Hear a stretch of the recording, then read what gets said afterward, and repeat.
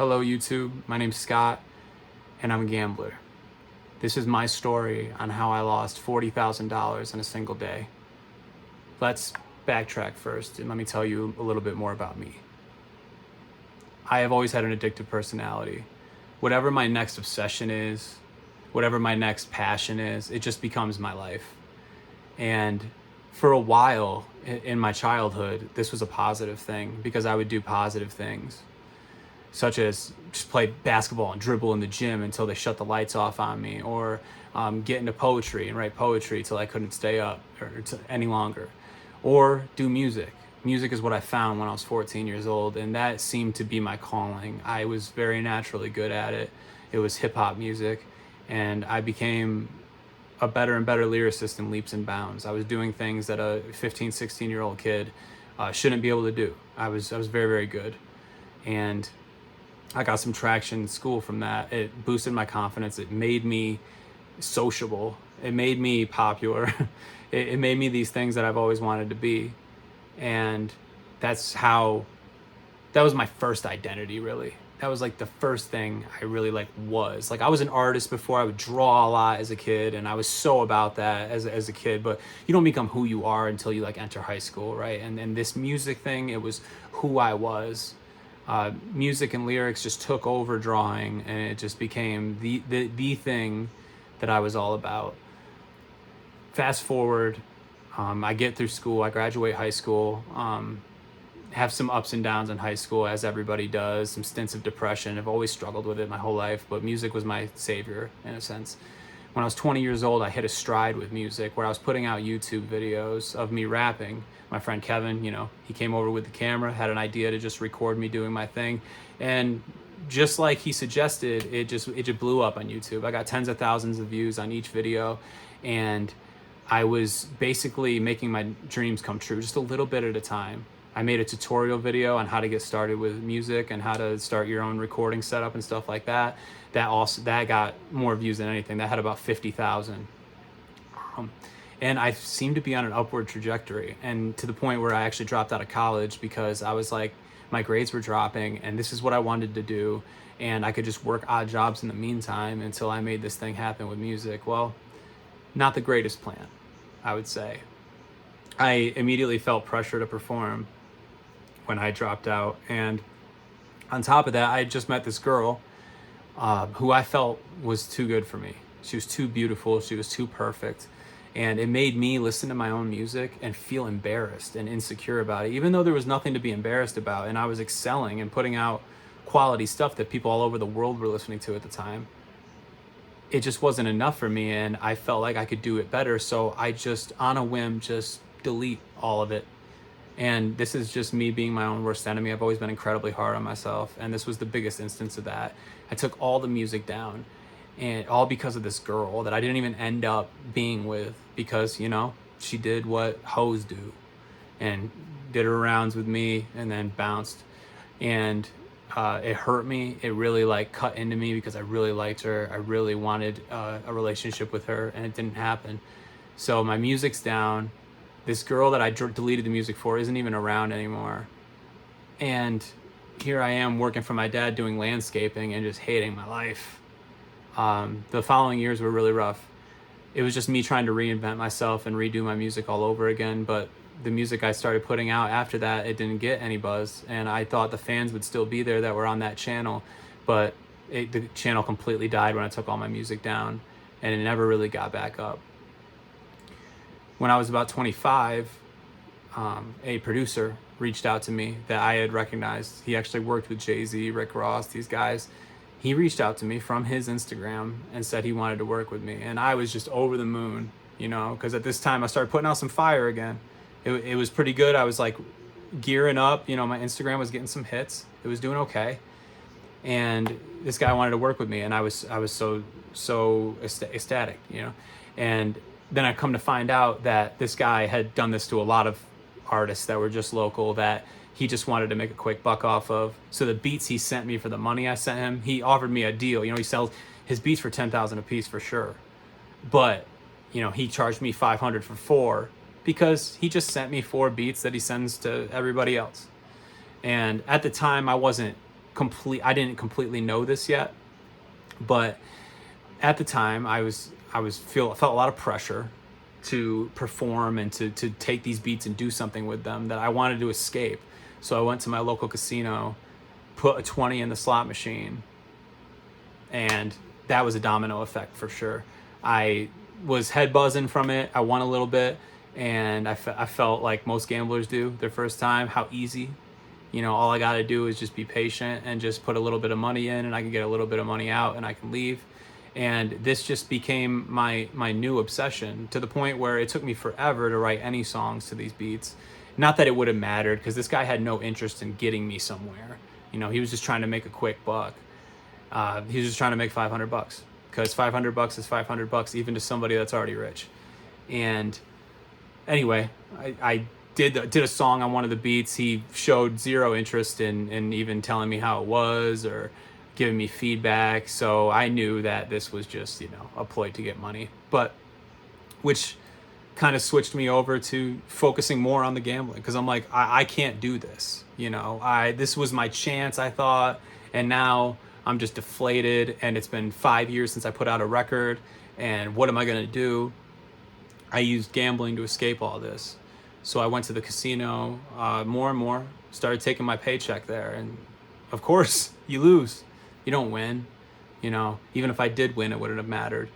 But I did this for a while, and, the music just became less and less of a thing for me, until I saw a virtual blackjack machine, and I thought, oh, how cool. Isn't this game a skill game? Went, played, lost, had no idea what I was doing. So I went home and studied a little bit on it, and I just became obsessed with blackjack, which is just one of the more shameful moments in my life, because I think that game is just so silly now. It's just such a silly game. It's silly to think you're going to make money playing it. Card counting is the only way, and you can't even do that anymore. They just catch you instantly now. But you couldn't tell me otherwise. That's what I did now. I did the blackjack thing, and that was just my new obsession. And here's this thing with music that I maybe could have been successful at if I had just kept gearing up and putting stuff out, but I just kept being hard on myself, being a perfectionist, not putting things out. And here's my new obsession, gambling, which is completely useless. And so blackjack, obviously taking me down a dark path. I'm spending all my money, all my free money, and more, people bailing me out all the time. And that's not teaching me anything. Maybe if I sunk a little bit, I would have learned, but I just kept, getting bailed out and doing this terrible thing with blackjack. And then I started counting cards, and I thought that was the secret. And pretty soon I learned that isn't even a thing. I don't have the bankroll or the scratch to support that. And also, security just catches you right away, because they see you doing something out of the ordinary, out of nowhere, based on with the cards left in the shoe, and they just catch you. They instantly, because there's no way you're not counting if you're doing certain things with the count at a certain number, right? So that doesn't go well, obviously, but the obsession continues.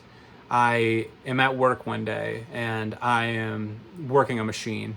I'm working a job I hate as a palletizer, putting pallets together for a soda can company, and I come across this video on YouTube of Phil Hellmuth ranting and berating a bad player playing poker. And instantly, my brain triggers, and I relate, because of all these dumb people that are doing dumb things at the blackjack table. I felt like, oh my gosh, maybe this is the game where people still do wrong things, but you just directly benefit from it. And I had just instantly related, these idiots, I just totally relate. And it's just a stupid, egotistical thing to think when you're a gambler, because you're the idiot, just like everybody else. You're sitting down to gamble just like everybody else. And I got obsessed with poker right away. It was like the perfect game to me. It was like chess and blackjack combined or something, where I could control my fate. I can control my destiny.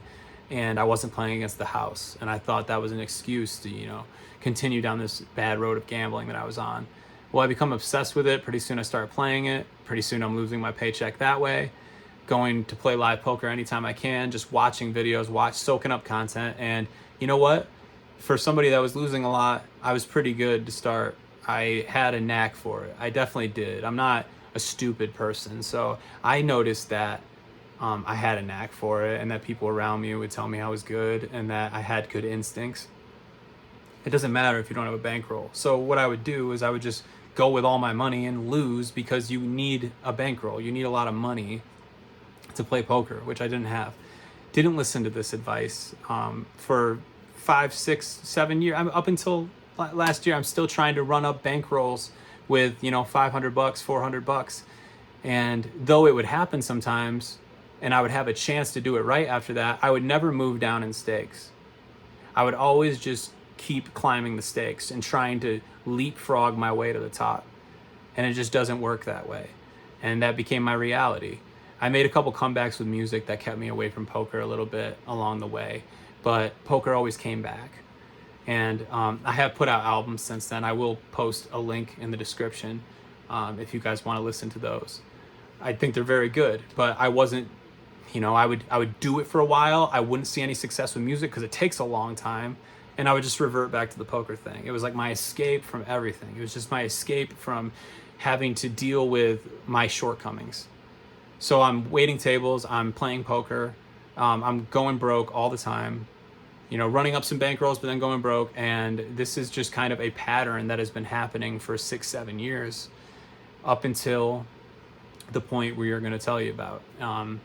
The most I'd ever had in a bankroll was about $7,000, and that's what I came out here to Denver with in December to be with my girlfriend. She had just gotten out of college and she wanted to move here because it was a dream of hers. I didn't want to break up with her, so I did come along, and I came out here with $7,000 because I ran up a $300 buy-in in poker all the way up to $7,000. Not in one night, but all at 1-2 and 1-3 poker. I managed. My dad had hit. I was there drinking beer with him at the casino, and at this point, I wasn't playing poker. I was actually just still trying to get my life together. I went on a stint where I got obsessed with mushrooms, and I was tripping all the time. And I went into psychosis and actually had to go to the hospital. This was a whole thing. I wasn't doing poker at the time, but see, I'm so toxic to myself. I find something else to get obsessed with, and this blew up in my face. So I'm just still recovering from that. I'm trying to feel normal again. And my parents don't even see gambling as an issue anymore because they were so scared to death by the mushroom thing and me going into psychosis that they're just grateful I like doing anything at this point. So he hits 16,000 on a Keno machine, and he throws $400 at me and says, "Here, go have fun with that." And that embarked me on my next journey with poker. I had taken it to the tables. I won a lot. I won about $600. And it just spiraled up from there. I had started building it up. I was feeling good. I would fluctuate from like $3,000 to $4,000 to $3,000 to $5,000 to $4,000 to $6,000. And I was actually doing it in an okay way. I was making money at my job, and I was playing poker, and I was doing well with it. I would have some bad sessions, but I wasn't crumbling like I had in the past. And it felt really good. It felt like I had learned something. So I come out to Denver to be with my girlfriend. And I have dreams of taking this $7,000 here in Denver and going to the local casinos and becoming a pro before I'd have to get a job. It was my dream, right? But of course, things just don't work out like that. I went to the local casino, started grinding there, and I lost $1,000 the first time I went. I lost $1,000 the second time I went. I lost $600 the third time I went. And then I won $1,000. Then I lost $2,000. And I was going through a really bad downswing, which is why it's important to have a big bankroll, is because you don't have to worry about these things. And I was only playing 1-3, but it's a $500 max buy-in. A lot of people would buy in for that full clip, including myself, just with an ego. And, before I knew it, I'm in money trouble again. And I'm down to my last $2,000. And for whatever reason, I start depositing online, and I'm starting to lose there.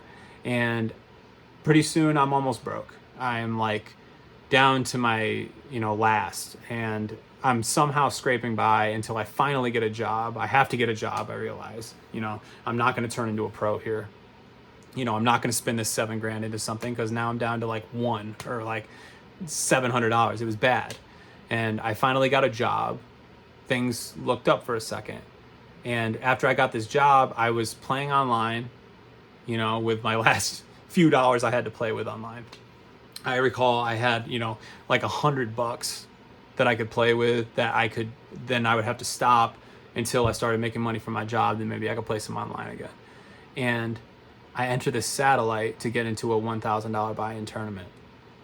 And I win the satellite. So bang, I have a job now. I won this satellite, It was for a $1,000 tournament. I could enter any of the $1,000 tournaments they had available. And I was just so excited to even play this thing because I had never played a buy-in that big ever, not even close. My biggest buy-in ever was like $200 to a tournament. So I'm ecstatic. I'm over the moon. And it's Super Bowl Sunday. I had just started my job that week, and it was, they were off on that Sunday. And that's the only time they have $1,000 buy-ins on ACR is on Sundays. So I buy in to the $1,000 tournament, and things do not go well initially. I lose about 3/4 of my chips right away, and I'm like, it's just like everything else, At least I got a job now. I'll be okay. Let me just play this out and see what happens. And by God, I get King 9 of diamonds with 8 big blinds. I shove all in, get called by pocket queens, and I'm like, well, this is how it ends. And bang, right on the turn, I spike a king, and it was like a domino effect from there. I just started building my stack, and it's a bounty tournament, so you get money for knocking people out. I started knocking people out.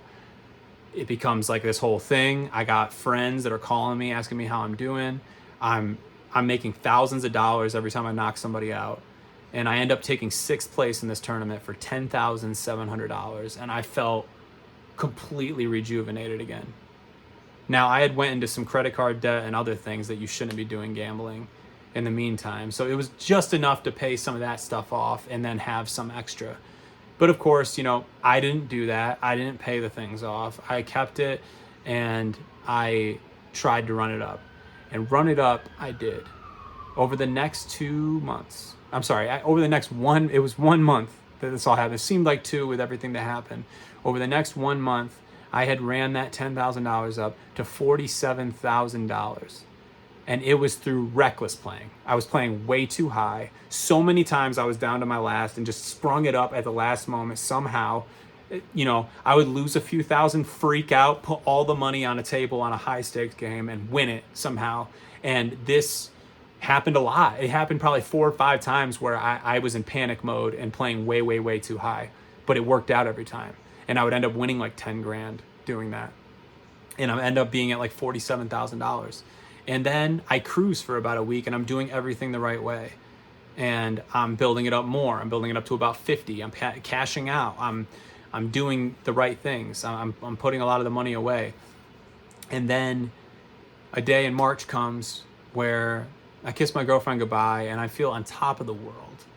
I have almost done it. I almost have enough money to just quit my job and try to do this for real. The talent I had is finally coming to fruition.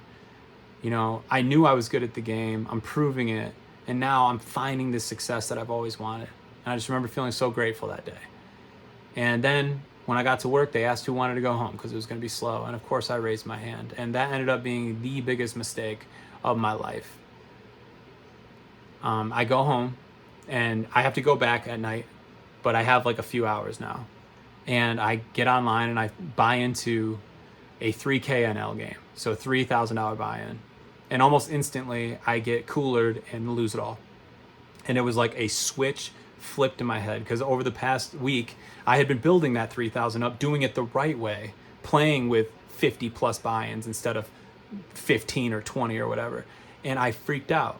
And to get that 3K back, I bought into a 5K NL game and I lost that. And that was it. When I lost that and lost $8,000, I was in a rush to get it back because I couldn't live with myself. The shame of losing that much real life money, even though I still had 40 grand, it wasn't enough.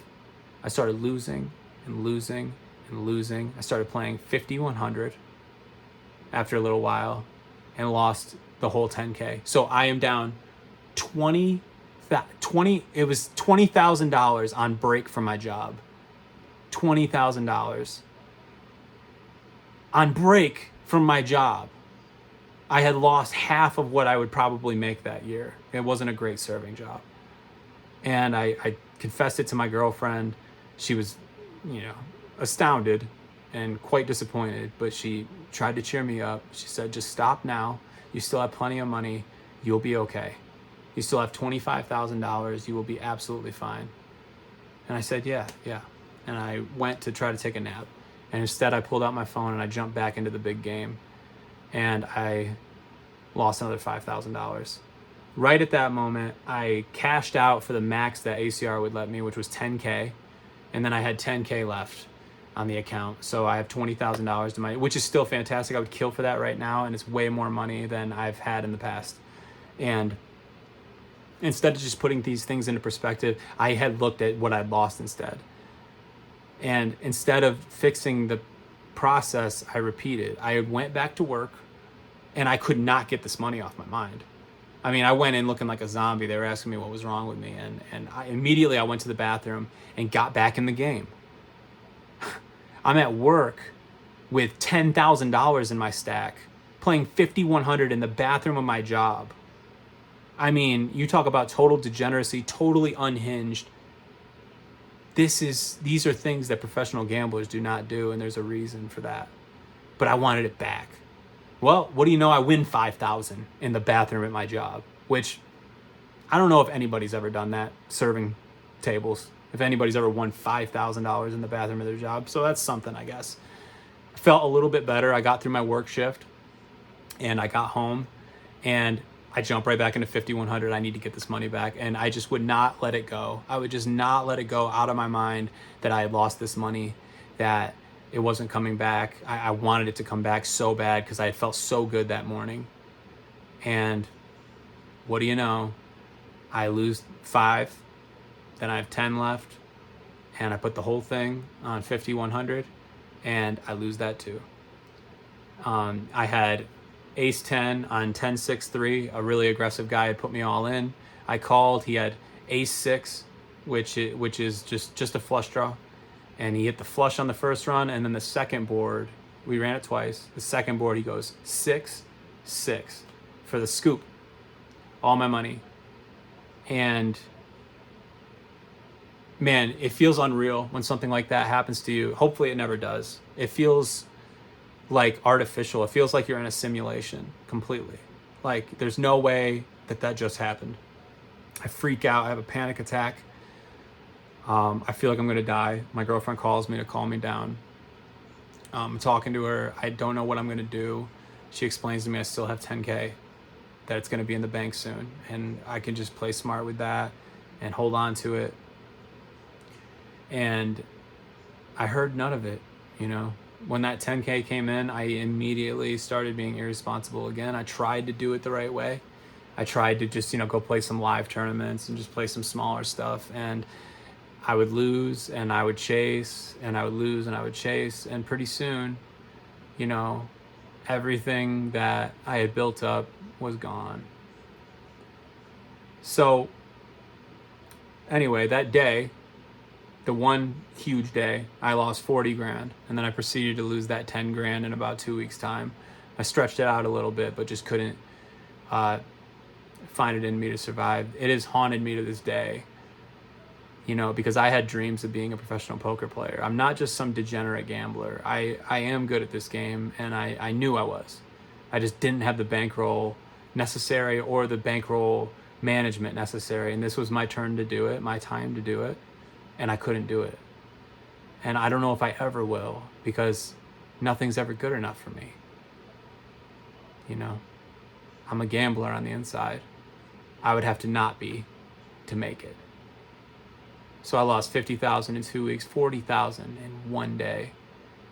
And this is me just asking you from the bottom of my heart, do not ever let something like this happen to you. If you ever get your hands on that kind of money, invest it, pay things off. I had 15,000 in credit card debt. I could have just scratched off and been completely debt free and had 35K and played smart with that money, and I just couldn't do it. Since I've been trying to go on a similar run, taking dumb shots, just hoping, hey, I've won 5 buy-ins before. If I do it here, I'll have 10K, and then just busting it, feeling like shit, crying, all these things. Every time I lose money now, I'm just reminded of that day that I lost $40,000. and I might always be haunted by it until maybe someday I can get my hands on that money a real way. As for music, I still write now and then, but it's hard to do it now. It's hard to do anything but gamble for me now. I don't do anything else but play poker, but it doesn't matter. They do say it's a skill game, and to an extent that's true. But if you are self-destructive, if you are not good at money management, you will go broke, and it will destroy you if it's enough money. This has destroyed me. I've had my hair fall out. I have bags under my eyes every single day. Every single day I'm stressed. I have no money, no savings right now, because all I do is try to spin it up. I hope this finds you well and that you don't go down the path I went down. I may never save that kind of money again. I had a chance to do it right, to invest, to do things with that money, and I ruined it for myself. I do hope I get back in the game someday and that I take the lessons that I learned and do it differently. But part of me is very afraid that I just can't. And that's the truth.